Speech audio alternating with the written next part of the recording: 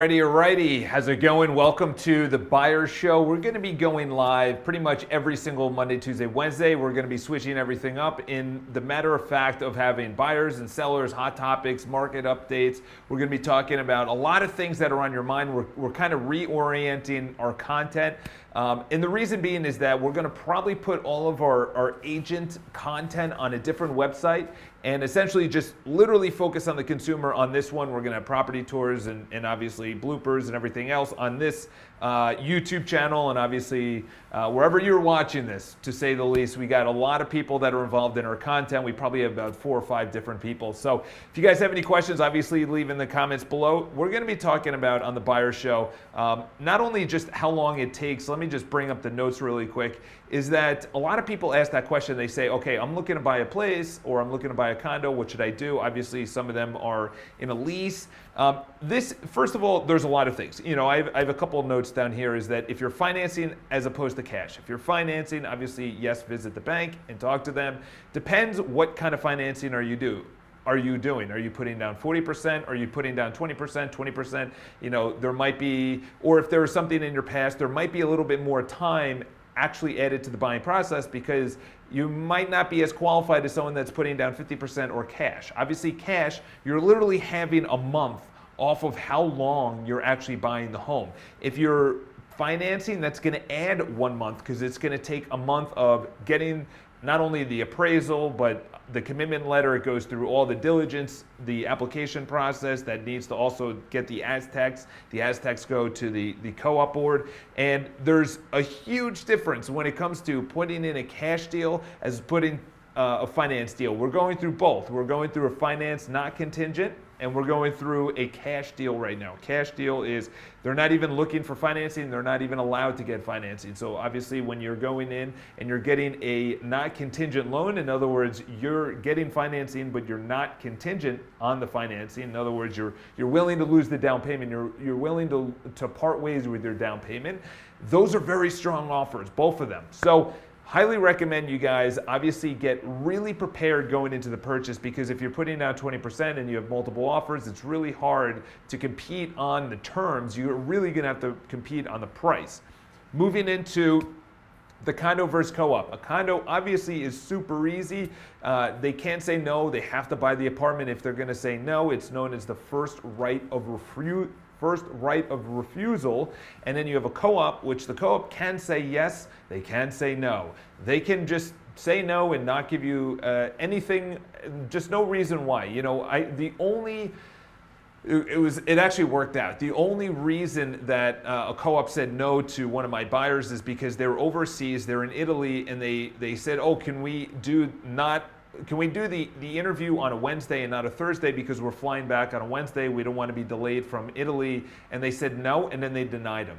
It actually worked out because then we went into a condo. They've been renting it out. They've been using it as a pied-à-terre. They renovated it. Highly recommend you guys checking out condos.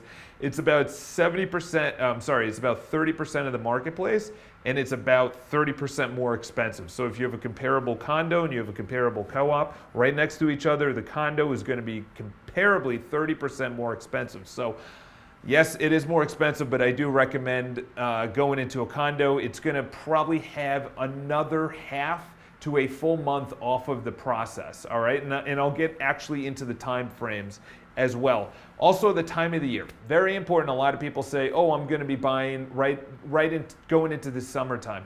Well, if you're buying into a co-op and you're going into the summertime, the board actually has to meet you.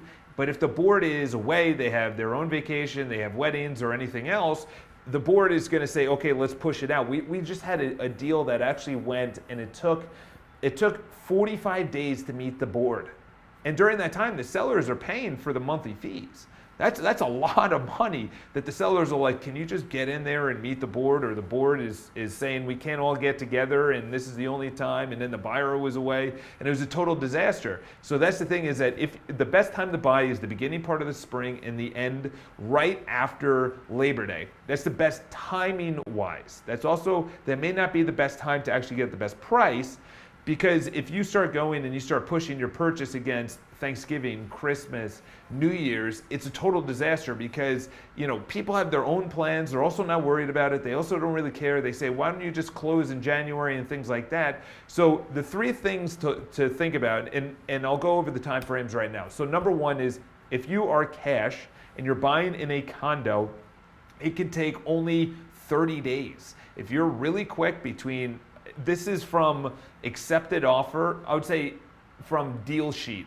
So deal sheet, you have the accepted offer, then you put out a deal sheet, and then you go into contract. We're going to be doing a buyer's 101 class, so don't worry about that. It's not going to be a big deal. We're really going to go into depth on that. We're going to do actually this month a 1031 exchange, which is selling like and buying like properties, in other words, residential and things like that. So the first thing is if you're cash buying a condo, it could take only 30 days, probably 45 days if people are normal in the condo. Maybe it takes their time.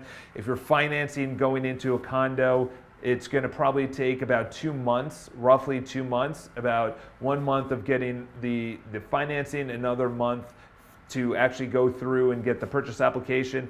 Co-op, totally different. So if you're cash in a co-op, you're probably going to take about 2 months. And if you are financing within a co-op, it's going to take a minimum of 3 months. You could push that back to 2.5 months to 2 months maybe.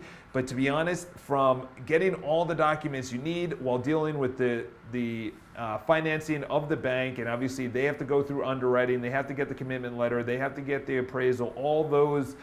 Oh my gosh, all those steps, you're just overwhelmed with giving out documents and paperwork. So I would say 2.5 months is really pushing it, but I would say 3 months just to be certain. So 3 months, and then I've had I've had deals take upwards of 6.5, 7 months, which is insane. There's probably longer ones out there, upwards of a year, co-ops and banking, and just not the right timing. They couldn't get the financing. They lost the financing. They were looking for cash. And then the co-op was asking for, other things that they don't want to disclose, but they have to disclose or else they're going to lose their down payment. This is the biggest thing is going into a purchase. Is number one, you have to have your money right. That is priority number one. It's not finding out if you can afford the place that you want. It's actually going into, if you're financing, going into the bank and saying, what are my monthlies? How much is my debt currently? What are the monthlies? What are the monthlies of not only the bank but of the building, of the apartment? And then you say, okay, do I want to be house poor or do I want to actually be able to afford this? This is the thing, is a lot of people want this, but they can only afford this. And they buy this, unfortunately, they buy something more expensive and then they don't have the money, they can't save up for the next home. And then when they sell, they have to sell at a certain price because they need to roll that money into the purchase of the next home. So I recommend all the time is that, and co-ops are actually really good about this, is that I recommend coming in a little bit lower than what you want. So if you guys have any questions with this, timing is everything. Everything. If you're on the sell side, timing on when you put your home on the market, but timing if you're a buyer.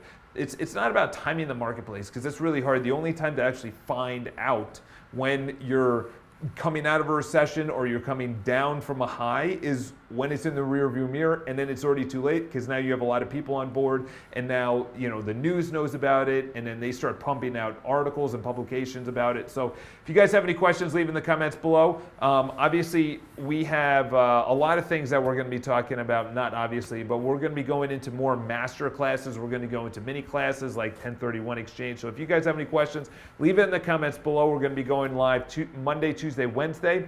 Usually buyers, usually sellers, and obviously hot topics, market reports, and things like that. So if you guys want anything in particular, shoot me an email, leave in the comments below, subscribe to the video, Charles@BPI Live. Have an amazing Wednesday. Talk to you guys soon. And of course, as always, we'll see you tomorrow.